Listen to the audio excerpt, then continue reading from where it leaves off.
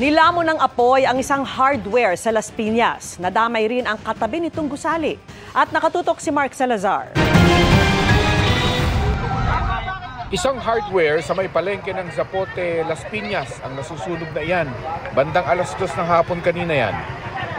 Ayon sa mga pahinante ng hardware, sa kanilang kwarto nagmula ang apoy. Nagpe-prepare kami ng coco lumber, pang-deliver. Ayun, bumaba na lang yung kasama namin na bantay sa gabi. Na sumisigaw na nasusunog na yung kwarto. Baka sa wire sir, yung short ata. Wire sa wire. Segundo lang daw mula nang maalarma sila, nalamon agad ang buong hardware. Aakyat pa sana ako kasi nakita ko yung apoy, malakas na. Aakyat ka pa Para kunin yung mga cellphone gamit ko.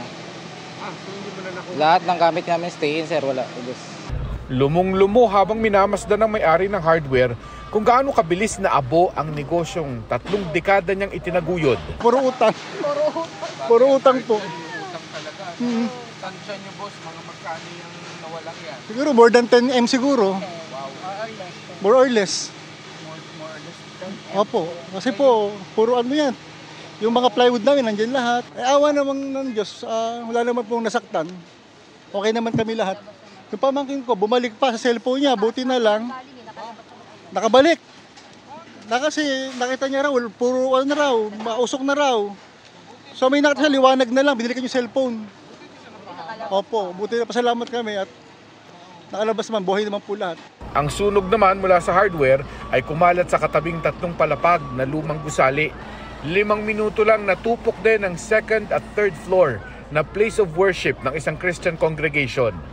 Sa gusaling ito, natagalang nag-apula ang mga bombero. Mabutit na agapan bago dumila ang apoy sa kalapit namang imbakan ng LPG na ito. 3:00 ng hapon, kontrolado na ang sunog. Walang naitalang nasaktan sa insidenteng ito. Para sa GMA Integrated News, Mark Salazar, nakatutok 24 oras.